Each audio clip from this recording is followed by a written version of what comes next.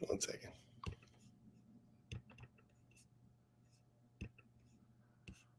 Okay. All righty. What is up, everyone? Welcome back to another, let's see, get this thing centered. Almost. Okay. So welcome back to another live stream. Grateful to be back. Grateful to be alive. Grateful to have the opportunity to kind of do what we do here and share a few nuggets of inspiration, hope, wisdom with anyone out there that may or may not be interested. So all that being said, my name is Param. I do this each and every single Saturday for the most part, as long as I'm not competing in this thing called pickleball that has me obsessed throughout the day and night. I do this majority of the Saturdays of the year. And what this is a free live stream. There's no catch to it. And it's for anyone who's ever experienced any type of pain as a result of addictions, mental illness, trauma, or grief and loss. It is for anybody who is looking to go from where they are in life to where they want to be in life. We all have that, right?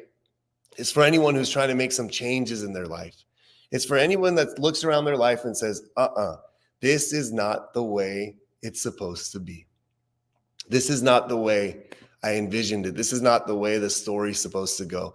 And if that's you or if that's someone you love, welcome. My hope is that I provide you with some tools that helps you kind of make the changes in life that not only you need to make, but you deserve to experience. Okay. So I have a master's degree in marriage and family therapy. I'm a licensed addictions and behavior counselor. I teach college classes, Saddleback College. I coach high school basketball. I do some mindset performance coaching. So, and I'm also in the whole recovery transformation space myself. So the day that I changed my life around is June 13th of 2008. And that's a long time ago. Feels like yesterday, but so much has happened in between. And this is a live interactive thing. So for example, when one of our guests, Beta, comes on and says, hello, what's up? I could put their comment up on the board. So if you have any questions about what I'm saying, if there's something you want to talk about that I'm not even talking about, feel free to ask. And we'll get right into it. So today, we are going to be talking about this thing called pre-lapse. So first and foremost, let me tell you what pre-lapse is. Pre-lapse is the psychological, the emotional, the physical, the spiritual, things that happen to us prior to the discontinuation of change. So you think of your life and you think about various areas, right? Maybe you want to make some changes with your health, with your physical health. Maybe you want to make some changes to your mental health. Maybe you want to make some changes to your diet, to your exercise routine. Maybe you're trying to make some changes to the amount of substances you're consuming. Maybe you want to make some changes with your relationships, your communication patterns. And you say, you know what? I'm going to change. Despite of that sincere desire for somebody to change, many people fall short of their desired goal. Many people begin the change process, yet they stop long before any type of change actually occurs. So the question is like, why? Why does that happen to people? Don't they really need the change to happen? Yes. How come they can't follow through with it? Well, there's things that happen prior to the discontinuation, prior to like the moment that we just say, you know what, never mind. And those are called pre-lapse warning signs. So I'm going to share with you what they are. And if you're trying to make some changes in your life and you're experiencing any of these, I hope it's going to give you enough kind of information, knowledge, and awareness to say, I'm not going to cave into this. I'm going to continue doing what I'm doing. So all that being said, the first thing, it's an acronym system. So think about the word relapse and think about the RELAPSE. And I've actually added some new ones. So if you've ever heard me do this talk before, there's about 2 or 3 of them in there that are new. So let's just start off. The first one right here is this thing called the resistance to change. So remember, human beings, man, we're stubborn. We are so stubborn. We want to take the path of least resistance. We want to do anything we can to not change. We want to just commit to comfort. Well, the more you resist the change in your life, the the problem you're experiencing will persist. And when change starts to happen, not only can we not resist it, we have to accept it and just let go and accept the fact that changes are going to happen. And for example, when it comes with people who are trying to stop the use of drugs and alcohol, and I know that's not some of you, might not be many of you, but there are people who are trying to stop the use of drugs and alcohol. And they tell them, people like me will tell them, hey, I look forward to seeing what happens to you, but here's the thing. There's only one thing that's about to change in your life, and that one thing is everything. It's like, whoa, everything's going to change? Well, everything needs to change. You want to know why? Because the way you were living your life produced this outcome. The way you were living your life produced this outcome. So, what are you going to do now? You can't continue to do the same thing, or you're going to continue to get the same outcome. So you can't resist the change that's about to happen. You have to embrace it. So if you're in your life resisting change that is happening in your world, if you're resisting the things that are happening when you're trying to make changes, resisting the difficulty of the thoughts, the difficulty of the body, and you say, I can't do this too much, you have to embrace it, because that's the necessary requirement for change to happen. Yeah, good morning, everyone watching this. Mom and Dad's in the house. JD in the house. Olin, what's up? Like that. I always like when it's really multi-dimensional, people from different backgrounds in here. This is pretty cool. So the next one we have here is early expectations. Ooh, this is the one that gets people. When people want to make changes in their life, for some reason, they plant a seed in their head that if I start doing a few things here and there, then the changes I want are going to occur. And it's so short-sighted, and it's almost a delusional thought that sets you up for disaster. So when you're trying to change in your life, make sure that you're really watching and managing your early expectations. You see, not much is going to change when you first start to change. The example that I always use, and I really love using this example because it's so relevant to what we're talking about. So I'm going to try to do it quickly if you've ever heard me say it before. Let's say someone goes to the doctor and the doctor says, you're 50 pounds overweight. You would benefit from losing some weight. So the person says, you know what? I've been wanting to do this. I'm finally going to go do it. And they go to the gym on day one after not going for years, and they work their butt off.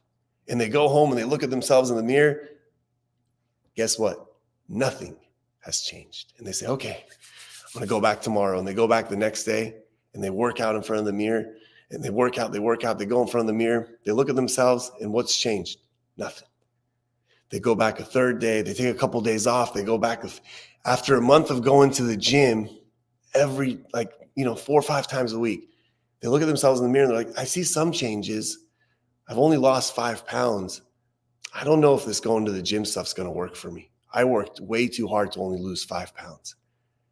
And they get frustrated. They stop going. They start eating, and they gain the 5 pounds back. But here's the thing. Human beings, we all overestimate what we can do in a month, but we grossly underestimate what we can do in a year. We overestimate what we can do in 30 days. We underestimate what we can do in 365 days. If that same person would have done that same routine for a year straight, when they go back to their doctor for their physical, not only have they lost the 50 pounds, they've probably lost a little bit more. They have self-confidence, they have self-esteem because they allowed it to continue. They didn't have expectations that they have to have all the changes right off the bat. People with substance abuse the same way. They stop doing drugs and alcohol, right? And they think their life is going to get better. It's not. The only thing that gets better is your problems related to drinking go away. The hangovers go away. The emotional ups and downs go away. The people being scared go away. That's it. But all of your past stuff, your upbringing, your childhood, your trauma, your dissatisfaction with your boss, your challenges in your relationships, the fact that your kids are pissed off at you, none of that stuff goes away. If anything, it's even more magnified now because you can't numb yourself over it. So early expectations. If you're trying to change and you have early expectations, be careful. I'm getting cussed out over here. This is misleading. This is pre-recorded. Oh, it's definitely not pre-recorded. If it was pre-recorded, I wouldn't know that this is pre-recorded. This is spam misleading because it's listed as live and it's not. It is live. Mr. Matt, you said that at 9:23 a.m. Pacific Standard Time. Lying to people is a way to get viewers, dickhead. Not a dickhead, not lying to people. Oh man, you're so sad, Matt. Hold on, I've never had a troll like this. So Matt, can you tell me something so I can tell you it's live? Let's have a conversation, my friend. First of all, why are you so angry? I'm genuinely trying to help people here, and this is genuinely live. So, Mr. Matt, let's find out what's going on with your world. I'm a licensed therapist. That's not a lie. I'm a passionate human being. That's not a lie. So, since this is pre-recorded, Mr. Matt, let me know something, and I will give you my response. Oh man, Matt went away. Matt did his thing and went away. Had to come tell the people that this was all a lie. It's all a scam. Even if it is, Matt, I hope that you have a good day today, and I hope your life goes well for you, my friend. So the next one we have here is something called lifestyle, okay? Lifestyle. People that are trying to make changes in their life, if they don't change their lifestyle, they will significantly fail. What does that mean? The lifestyle is how you live your life. So earlier I just shared with you that if a person doesn't change the way they live their life, the odds of them going back to their old way of life is very, very high. Very high. So what do? You have to change the way you live. And what does that mean? You got to change your daily routines. You got to change the time you sleep at night. You got to change the time you wake up at night. You got to change the choices you make when it comes to putting food in your system. You got to change the conversations you listen to. You got to change the things you engage with. You got to change it all. You got to change it all. And why is that necessary? Because those changes and those changes only are going to be what are going to provide you with the opportunity for change. Because if it was available in your old lifestyle, don't you think the change would have occurred? And sometimes people just don't want to let go of their lifestyle. And you want to know why? It's not because it's because they're afraid. There's a fear of like, okay, if I live my life a different way, what is that even going to look like? I only know one way of living life. The way I live my life is the only way I know. So what you want to do is you want to expose yourself to people who live life a different way and ask them questions and try things and do things and see if you can begin making changes in the way you live your life, right? Life is open-ended. We can live it any way we want to. Choose the one that helps you and aligns you with your direction, with your mission, with your purpose, with your desire to change, and see what happens. Lance, a good guy here, is probably at the gym doing this. Losing 5 pounds is good, but also means they're also changing their life in different ways. In order for someone to lose 5 pounds, by going to the gym 30 days in a row, they have changed their life. They have lived their life in a different way. What is that way? Well, you know what? They started going to the gym when they hadn't been going for decades. Most likely, they started to be more mindful and conscious of what they're putting in their body. Most likely, they had to rest a little bit more than normal because their body is physically sore. Most likely, they had to make some sacrifices to make that time to go to the gym when they otherwise weren't making do it. All that is 100% true. People do it for 30 days, for 60 days, for 90 days. But then they look around, and despite of those changes in their life, sacrifices, things they're doing, they don't get the results they want fully. And that's when they just hit the eject button. And how do I know this, by the way, Lance? Is because, 10, 12, 15 years of dealing with people like Matt, that guy came in here, you quickly realize that individuals are, they're a little jaded, and they struggle with not getting what it is that they want to get right when they want it. Instant gratifications really mess people up. And that same person, even though they made that progress in the month, and it's beautiful and wonderful, when they don't get the progress they truly wanted, they say this doesn't work. I've watched this thousands of times of people just hitting the eject button a little bit too soon. My hope is that people can stay in just a little bit longer. I mean, look at your own transformation, Lance. Where you got to in 90 days was not where you got to in 45 days. And where you got to in 180 days isn't where you got to in 90 days. It's continuously building on it.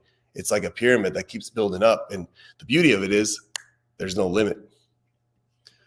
So let's see what we got. Let's go to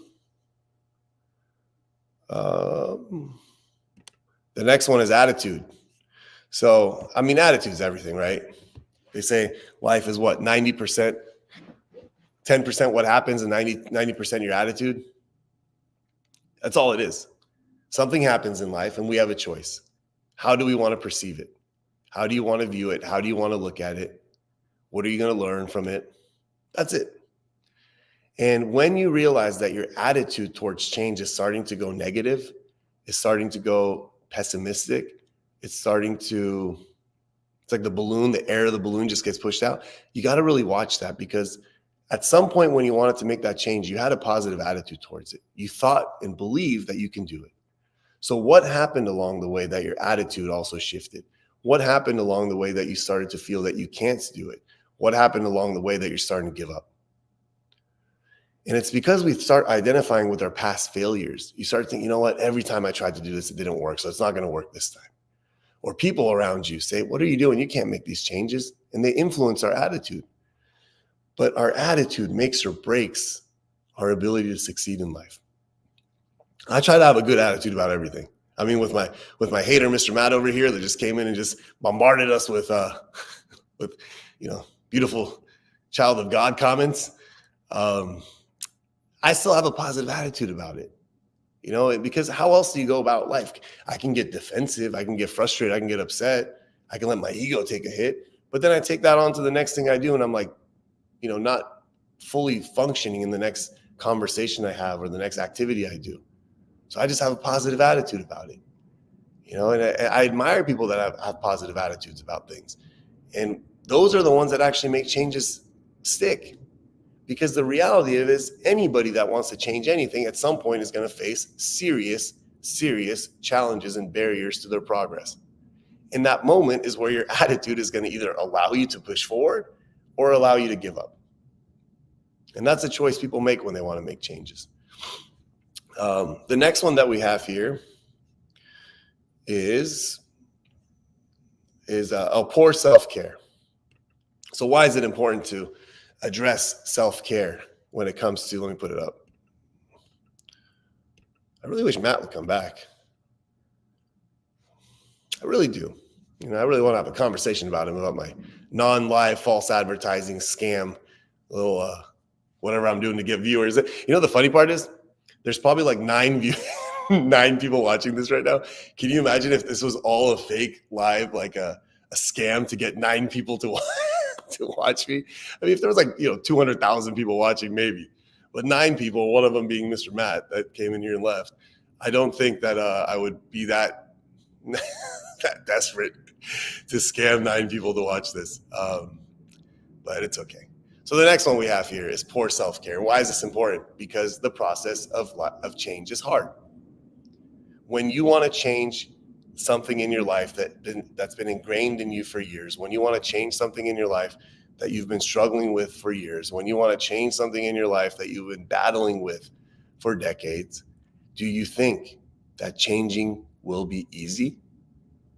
If it was easy, don't you think that every human being on this planet Earth would change the things that bother them, would change the things that they don't want to do, will change the things that they are struggling with? Don't you think they would?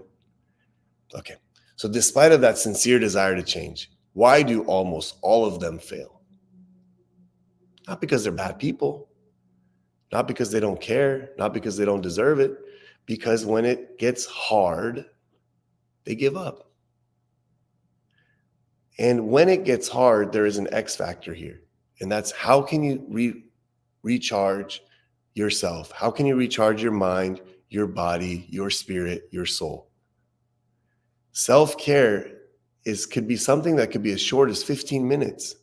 It could be sitting down literally on a bench and breathing for 5-10 minutes.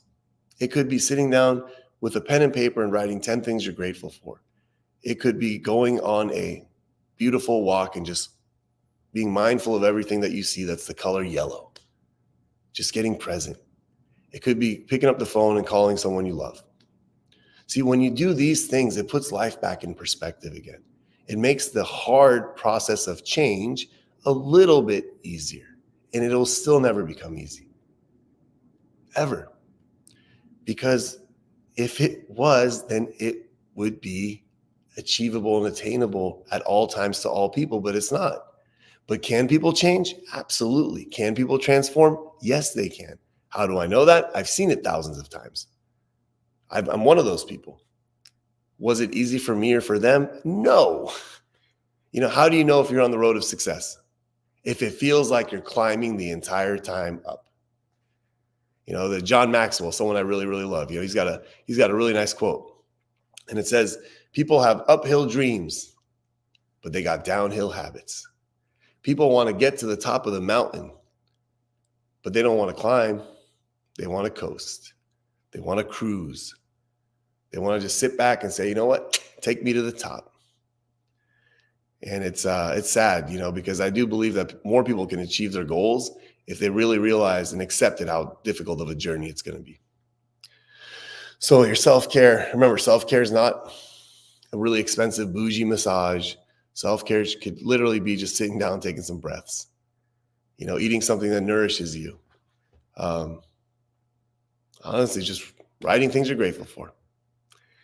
And the next one we have here is, by the way, if any of you guys have any comments, questions, feedback, if there's changes in your life you're trying to make, if you want to talk about them, feel free to. I'll do my best to be interactive. Let's see what we got here. The next one that we have is something called stagnation. So sometimes people are trying to make changes. Okay, so they're moving forward in the change process. And then they get to a place someplace they call it plateauing. Okay, no matter what you do, you stop seeing the progress you saw before. This happens oftentimes with people, in early stages of recovery. The first 30, 60 days, they're like, oh my God, this is great. Everything's good, because they're feeling better, man. Like they got poisons out of their body. And then all of a sudden, when reality hits them and they realize, what the hell did I just do with my life? They stop doing the things they were doing in the beginning. They stagnate. It happens with people with losing weight. If you have 200 pounds to lose, in the first month or 2 or 3 months, your weight's coming off quickly, and then it just stops. And in that moment, something happens when we stop seeing progress. We start to stagnate. We stop moving forward. We stop trying as hard as we were. We just kind of pedaling in place, threading water in place, not really moving anywhere, but still staying on top. And that stagnation is dangerous, because what happens is people literally in that moment want to continue moving forward, and they feel like they're taking actions, but they're not moving. And when we stagnate in life and we don't see progress, guess what we do? We actually start to regress, which means take steps backwards. Not even go forwards, take steps backwards. And now it's as you take steps backwards, if you don't have what it is that you're looking for, if you don't get what it is you're trying to get, you'll never get it. And you take steps backwards and backwards and backwards. And oftentimes people fall exactly back to where they were before they started, despite of that initial progress, all the way back. So if you right now are feeling like you're stagnated, if you're not going forward, but you're not going back, if you're just kind of in place, double down your efforts, triple down your efforts, get yourself out of this stuck place. They're perfect. There we go. Hilda in the house. When I stagnate, I tend to procrastinate. How do I stop that? Procrastination, my friend, is a sign of low motivation. And I'm going to give you an example, okay, Hilda? Let's say that there are 5 things that you have had to get done for the past 2 years, right? Like the to-do list of these things that you're just pushing aside. Things that you need to do, phone calls you have to make, places you have to go, letters you have to write, letters you have to respond to, errands, these things, like a list of to-do lists that all human beings have. Let's just say you've avoided them for a year or 2, okay? And you're procrastinating on it. And you feel like, how do I stop that? Well, if I told you, Hilda, that if you finish these 5 things in the next 48 hours, you get a free trip to any part of the world you want to go to. Guess what you will do, my friend? You will realize that you will not procrastinate. You will realize that you have the ability to get things done.